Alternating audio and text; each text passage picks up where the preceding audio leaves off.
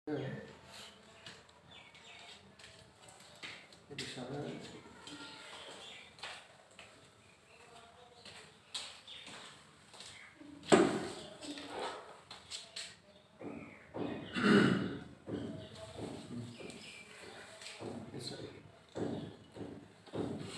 শিক্ষার্থীবৃন্দ, আশা করি ভালো আছো। তোমাদের সংস্কৃত ক্লাসে সবাইকে শুভেচ্ছা এবং স্বাগত। আশা করি সবাই ভালো আছো। তোমরা জানো যে আমাদের শিক্ষা কার্য অনলাইনে প্রচলিত হচ্ছে, তারই ধারাবাহিকতায় আজকে আমি তোমাদের সংস্কৃত ক্লাসে তোমাদের সংস্কৃত প্রথম পত্রের বিষয়ে তোমাদের ক্লাস নেব। তোমরা জানো যে সংস্কৃত বিষয়ে তোমাদের প্রথম বর্ষের যে সিলেবাসটা, সেই সিলেবাসের সম্বন্ধে আমি তোমাদের একটু ধারণা দিই। তোমাদের সিলেবাসে প্রথম পত্রে যে বিষয়গুলো থাকে, আমি সেই বিষয়গুলো তোমাদের আগেও একটু ধারণা দিচ্ছি। আমাদের সংস্কৃত প্রথম বর্ষের ক্লাসে গদ্যাংশ থাকবে তিনটি, পদ্যাংশ তিনটি, আর ব্যাকরণ থাকবে। তো গদ্যাংশের মধ্যে থাকবে হচ্ছে মৈত্রী যাজ্ঞবল সংবাদ, ধর্মশিশান চরিতানি, নিয়র্তে বিধানম, এরও গদ্যাংশ। আর পদ্যাংশ হচ্ছে বাল্মীকি কবিতালাপ, জ্ঞানযোগ, দেবস্থিতি, এই হলো পদ্যাংশ। আর ব্যাকরণ থাকবে সংজ্ঞা, সন্ধি, শব্দ, ধাতু, স্ত্রী প্রত্যয়। এইগুলো হচ্ছে তোমাদের সংস্কৃত প্রথম পত্রের সিলেবাস। আমরা এই সিলেবাস অনুযায়ী তোমাদের ধারাবাহিকভাবে আলোচনা করব। আজ আমরা তোমাদের প্রথমে একটু আলোচনা করতে চাচ্ছি যে মৈত্রী যাজ্ঞবল সংবাদ। তোমরা জানো যে প্রাচীনকালে ব্রহ্ম নামে এক ঋষি ছিল, তার ছিল তিনজন শিষ্য, আরণি, উপমন্যু, বেদ। তারা গুরু গৃহে থেকে গুরু শিক্ষা লাভ করত এবং গুরু যাদের প্রতি সন্তুষ্ট হতো তারা শ্রেয় লাভ করত বা বিভিন্ন শাস্ত্রে পারদর্শী হতো। সেই একটি ঘটনা এখানে তোমাদের পাঠ্য বিষয়। তোমরা জানো যে আগেকার সময় প্রাচীনকালে কোনো শিক্ষা প্রতিষ্ঠান ছিল না, গুরুগৃহে যে শিক্ষা লাভ করতে হতো। তারই ধারাবাহিকতায় তোমাদের এই আজকের প্রথম যে ক্লাস মৈত্রী যাজ্ঞবল সংবাদ, ধর্মশিশান চরিতানি, তারই একটি গল্প। এখানে প্রাচীনকালের ঋষি ব্রহ্ম নামে একজন বিখ্যাত জ্ঞানী ব্যক্তি ছিলেন। তার তিনজন শিষ্য আরণি, উপমন্যু আর বেদ। তারা গুরুগৃহে বিভিন্ন সময় বিভিন্ন গুরু সেবা কার্যে বিভিন্ন কার্যকর্ম নিবেদিত ছিল।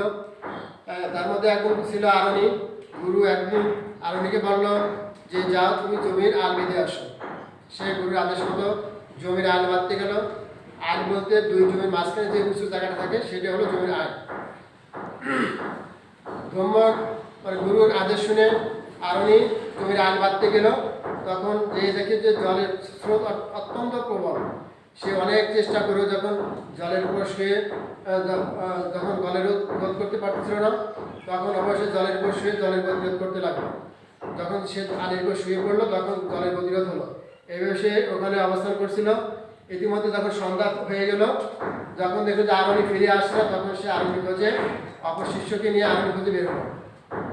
তখন গুরু তাকে অন্য শিষ্যকে বলে যে আরণি কোথায়? সে বলে যে গুরু, আপনি তাকে জমির আল বাঁধতে পাঠিয়েছিলেন, এ কারণে সে বোধহয় সেখানে আদেশ পালন করার জন্য গেছে। তো গুরু অপর দুই শিষ্যকে নিয়ে তার জমির আরণির কাছে গেল এবং গুরু আরণিকে ডাকলে সে ওখান থেকে উঠে এসে গুরুকে প্রণাম করলো এবং বললো যে গুরু, আপনার আদেশ রক্ষা করার জন্য আমি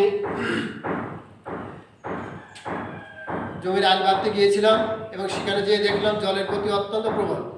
আমি অনেক চেষ্টা করে যখন জলের প্রতিরোধ করতে পারলাম না, তখন নিজে জলের আলের উপর শুয়ে জলের প্রতিরোধ করলাম।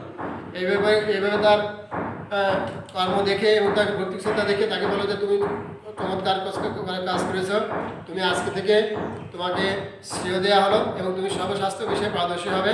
এই আশীর্বাদ করে গুরু তাকে বিদায় দিল। গুরুর আর একজন শিষ্য ছিল উপমন্যু। সে গুরুগৃহে থেকে গুরুর গো সম্পদ রক্ষার কাজে নিয়ে দিয়েছিল। গুরু তাকে বিভিন্ন সময় গুরু বলে দিত যে তুমি গরু নিয়ে যাচ্ছ, সন্ধ্যায় ফিরে আসছো, এই সময়ের মধ্যে তুমি কোনো পানাহার, কোনোভাবে ভিক্ষাবৃত্তি কোনো কিছু করতে পারবে না, তুমি এইভাবে তুমি আদেশ পালন করবে। ঠিক ওইভাবে আদর পালন করার জন্য সে বিভিন্ন সময় ওইভাবে সকালে যেত আর সন্ধ্যার সময় ফিরে আসতো।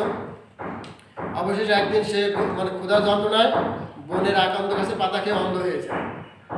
এবার তারপর গুরু তাকে বলে যে, হ্যাঁ গুরু, আপনি যে আদেশ করেছেন আমাকে, আমি আপনার গোসল রক্ষা করেছি এবং আমি কোনো কিছু পানাহার না করে ক্ষুধা তৃষ্ণা সহ্য করে এইভাবে যখন নিরুপায় হয়ে ক্ষুধার যন্ত্রণায় আমি বনের আকান্ত গাছে পাতা খেয়ে অন্ধ হয়ে যায়, তখন গুরু তাকে বলে, তুমি অশ্বনী কুমার দয়ার স্তব করো, মানে প্রার্থনা করো, তাহলে তুমি তোমার চোখের আলো ফিরে পাবে। এভাবে গুরু আদেশে সে তার চোখ বিভিন্ন আসনের দয়ায় কুমার ইস্তফা করলো এবং তার চোখের আলো ফিরে পেল। এবার গুরু তার প্রতি ভক্তি শ্রদ্ধা দেখে সেও তাকে স্বাস্থ্য বিষয়ে জ্ঞান আশীর্বাদ করলো এবং তাকে মুক্তি দিল। গুরুর আর একজন শিষ্য ছিল বেদ। সে গুরুগৃহে শীত গ্রীষ্মে বর্ষায় সে সবসময় গুরুর চাকরে নয় সংসারে কাজ করতো। এমনিভাবে দীর্ঘদিন পর সে যখন তার কাজের প্রতি সন্তুষ্ট হয়ে গুরু তাকে আশীর্বাদ করলো এবং তাকেও শ্রেয় দান করলো। মূলত প্রাচীনকালে এইভাবে গুরুগৃহে থেকে বিভিন্ন শিক্ষা লাভ করতে হতো। যারা গুরুর আদেশ পালন করার জন্য আদেশ পালন করে যারা তাদের কৃতকর্ম লাভ করতে পারত, গুরু তখন তাদের সন্তুষ্ট হতো, তাদের শ্রেয় দান করতো বা বিভিন্ন শাস্ত্রে পারদর্শী হতো। ঠিক এমনি এক গল্প এখানে আমাদের এই পাঠ্য বিষয়।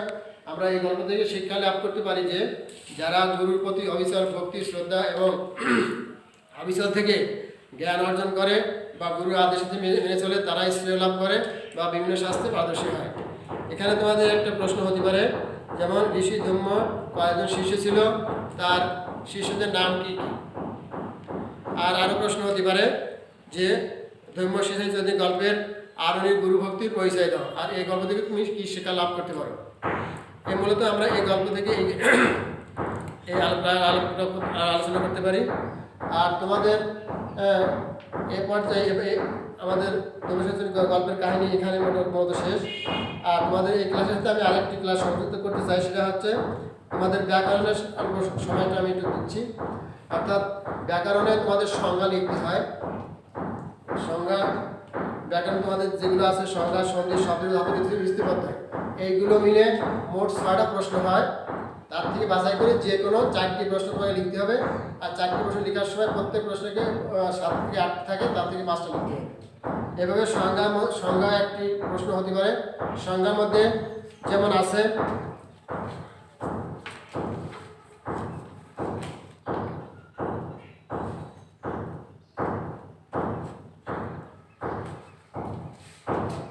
যেমন সংজ্ঞা কাকে বলে?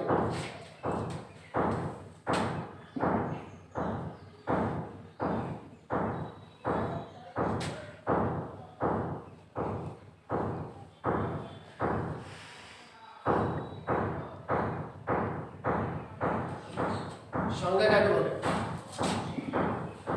তোমরা এখানে লিখতে পারো যে যা দ্বারা কোনো বস্তু বা বিষয়ের সম্বন্ধে সম্যক জ্ঞান লাভ করা যায় তাকে সংজ্ঞা বলে। আমি আবার বলছি, যা দ্বারা কোনো বস্তু বা বিষয়ের সম্বন্ধে সম্যক জ্ঞান লাভ করা যায় তাকে সংজ্ঞা বলে। আরেকটা বলতে পারেন বিভাষা, নিপাতন,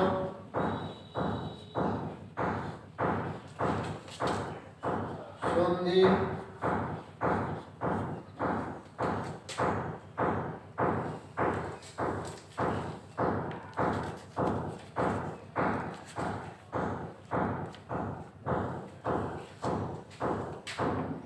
বচন, বাক্য, প্রত্যয়,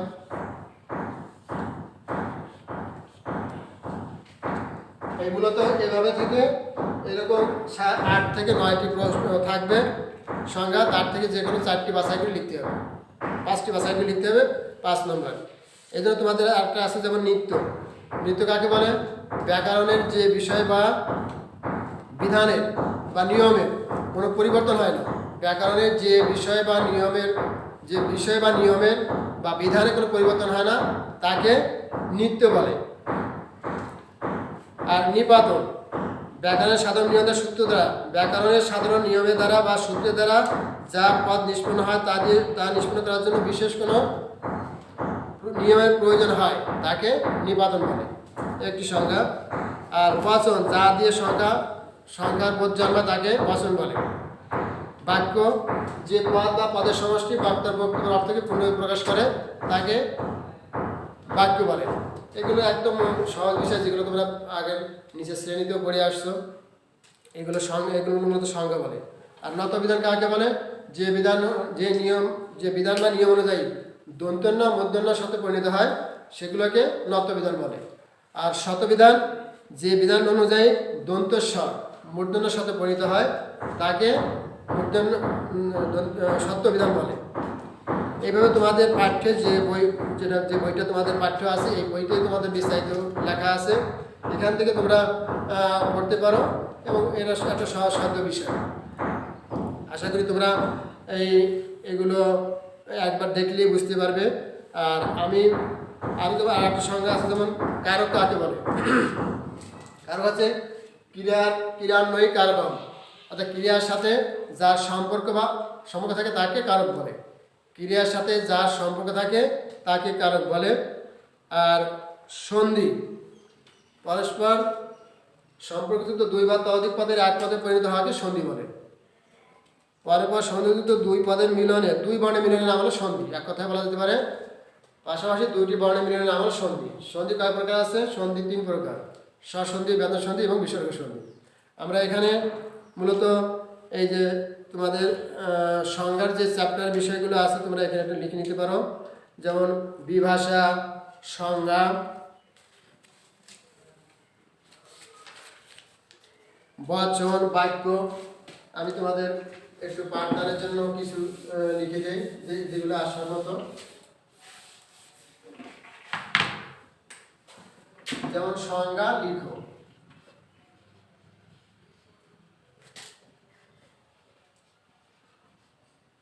লিখো 5টি। এক হচ্ছে এই সংজ্ঞা বা সংজ্ঞা আছে, সংজ্ঞা,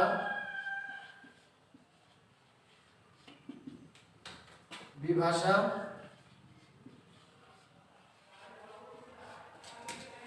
বাক্য, সবর্ণ,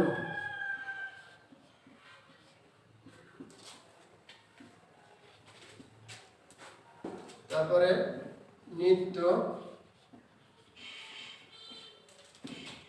নত্য বিধান,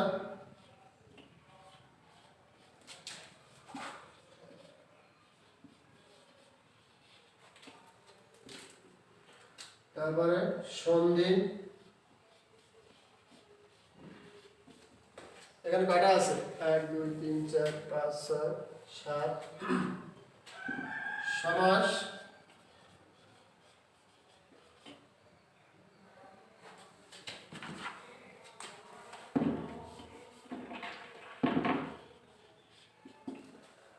সমাস, আরটা লেখা যায় প্রত্যয়।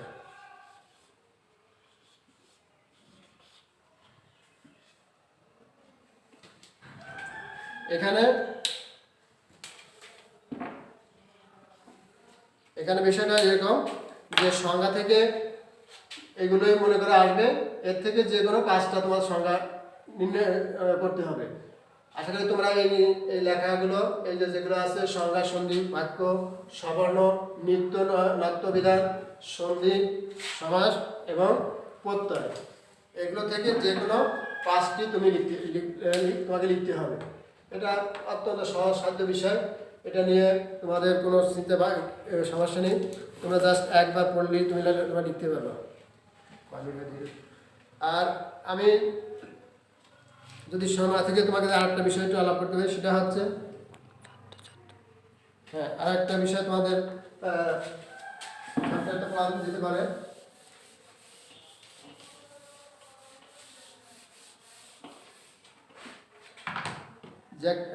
আরেকটা আছে, যেমন তোমাদের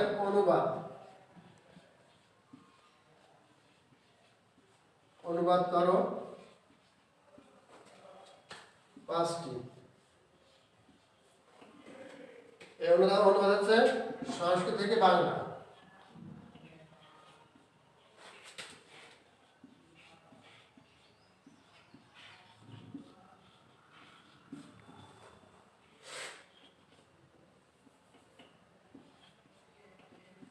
এটা হলো এরকম, যেমন আমরা English to Bengali, Bengali to English করি অনুবাদ, এটাও তদ্রূপ সংস্কৃত বাংলা অনুবাদ। অর্থাৎ সংস্কৃত হচ্ছে এটা একদম খাঁটি বাংলা যেটা শব্দ, এদের তোমাদের সংস্কৃতর বা বেদ নামের হরফ যেটা বলে খাঁটি যেটা সংস্কৃত, সেটা কোনো লেখা নেই এখানে। মূলত তোমাদের এই ব্যঞ্জন বর্ণের উচ্চারণে বা বর্ণমালা এগুলো তোমার লিখে থাকে। যেমন আমরা একটা উদাহরণ দিলে বুঝতে পারি, জননী এবং জন্মভূমি স্বর্গ থেকে শ্রেষ্ঠ, একটা আছে যেমন জননী জন্মভূমিষ্ঠ স্বর্গদেবী গরীয়সী। এখানে আছে যেমন জননী জন্মভূমিষ্ঠ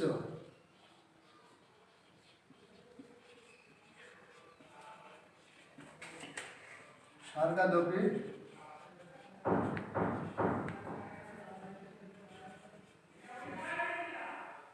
গরীয়সী।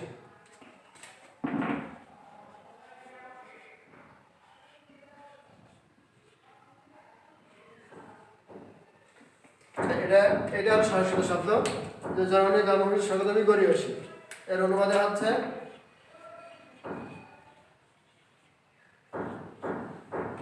জননী জন্মভূমি স্বর্গ থেকে শ্রেষ্ঠ। জননী ও জন্মভূমি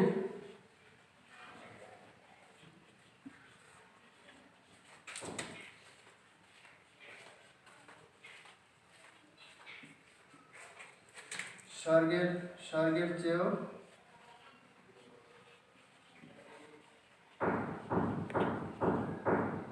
শ্রেষ্ঠ।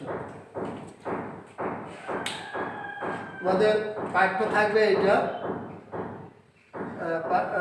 বইতে আসবে এইটা, লিখতে হবে এইটা, জননী জন্মভূমি স্বর্গদেবী গরীয়সী, এটা থাকবে, আসবে লিখতে হবে জননী জন্ম স্বর্গদেবী, জননী জন্ম স্বর্গ থেকে শ্রেষ্ঠ। আরও আছে যেমন সাতটা নাম অধ্যয়ন তপ, সাতদের অধ্যয়নী তপস্যা। আরও আছে যেমন আমাদের দেশের নাম বাংলাদেশ, অস্মাকন দেশের নামও বাংলাদেশ, ঢাকা বাংলাদেশের রাজধানী, ঢাকা বাংলাদেশের রাজধানী। তোমাদের এটা একটা হবে কি, তোমাদের প্রথম পত্র দ্বিতীয় পত্র, প্রথম পত্র আছে সংস্কৃত থেকে বাংলা, আর দ্বিতীয় পত্রে আছে বাংলাদেশ সংস্কৃত। এই জন্য একটা পড়লে তোমাদের প্রথম বর্ষ এবং দ্বিতীয় বর্ষে দুটোই এক কাজে লেগে যাবে। এই জন্য তোমাদের এখানে যে পাঠ্য বিষয় আছে, তোমাদের পাঠ্য বইয়ের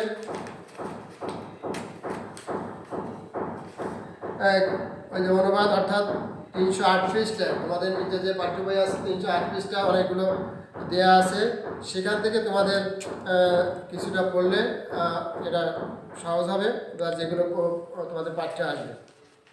এখানে যেমন আছে বৃদ্ধস্য বচন গ্রাহ্য, বৃদ্ধস্যের বচন গ্রহণ করার যোগ্য। কালিদাস কবি কালিদাস শ্রেষ্ঠ, কবিদের মধ্যে কালিদাস শ্রেষ্ঠ। তারপরে আছে শ্রমবিনা বিদ্যা ন ভবতি, শ্রমশালা বিদ্যা হয় না, এরকম অনেকগুলোই আছে। এগুলো থেকে তোমরা পাঠ্য বই থেকে এখানে কিছু করতে পারো, এখান থেকে অংশ নিলেই তোমাদের এটা পূর্ণ হয়ে যাবে। আশা করি তোমরা এই যে সংস্কৃত প্রথম ক্লাসে তোমাদের সিলেবাস অনুযায়ী আমরা এখন ধারাবাহিক ক্লাস নিচ্ছি, তারই অংশটি আজকে তোমাদের সাথে যেটা আলোচনা করলাম সেটা হচ্ছে গদ্য অংশের একটি গদ্যাংশ থেকে ধর্মের সাথে চরিত্রের কথা পড়ালাম, আর তোমাদের এখানে সংজ্ঞা সম্বন্ধে জ্ঞান দান করলাম, আর তোমাদের এখানে অনুবাদ বিষয়ে আলোচনা করলাম। আশা করি তোমরা এই তিনটে বিষয় তোমরা সুন্দর করে বুঝতে পেরেছো। আগামীতে আবার পরবর্তী ক্লাসে তোমাদের অন্য একটি বিষয় নিয়ে আলোচনা করা হবে। তবে আজকে সবাইকে তোমাদের আন্তরিকভাবে ধন্যবাদ আমার এই ক্লাসে সংযুক্ত হওয়ার জন্য। ভালো থেকো, সুস্থ থাকো।